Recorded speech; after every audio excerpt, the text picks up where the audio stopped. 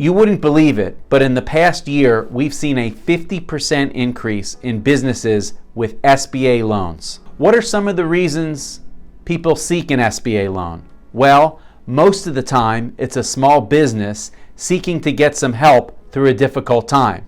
Maybe they were a business that was impacted by COVID, a dry cleaner, a restaurant. But examples of businesses that were impacted by COVID are circumstances where people might need an SBA loan to carry them through.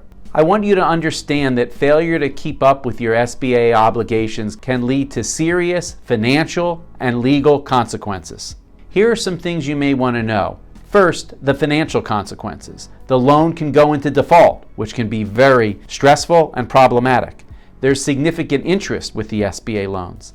And there are provisions in the SBA loan documents for late fees. If the business owner cannot meet these obligations, the SBA can accelerate the terms of the contract and pursue the business owner.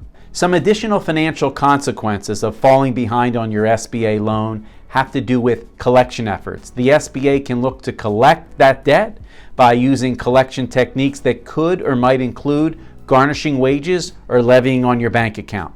In addition, defaulting on your SBA obligation can impact your credit score on the business and personal side, making credit in the future more challenging. Aside from those collection actions, there are legal consequences that the SBA can take to enforce their rights. They can hire a law firm or the government can sue on their own to collect the SBA note. Because the SBA is the government, they have collection tools at their disposal that other creditors don't have. For instance, they can interrupt your tax refund or they can go ahead and levy on your bank account, sometimes without notice to you. In situations where you're a business owner and you have defaulted on your SBA obligation, there is good news. Bankruptcy can help, and many people don't understand or recognize that bankruptcy has a role in helping you or your business with a defaulted SBA obligation. In many cases, the SBA loan is dischargeable in bankruptcy. I recently helped a restaurant owner named Lorraine get through a very, very difficult time with an SBA loan.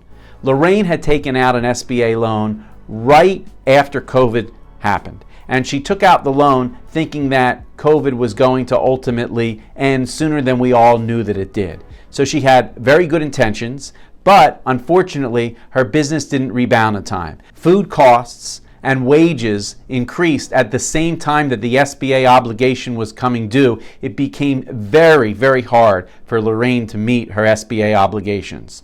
Unfortunately, the restaurant closed, but the good news is we were able to file a bankruptcy for Lorraine so she didn't have to deal with the SBA obligation and she could start fresh. Now, Lorraine has gone back into the workforce, is earning at her potential, and doesn't have the stress of the SBA obligation hanging over her head. So if you're a business owner with an SBA obligation and you're confused and scared about how to deal with it, contact our firm. Reaching out to a bankruptcy lawyer doesn't mean that you're filing bankruptcy. It means that you're trying to get opportunities and options for your business.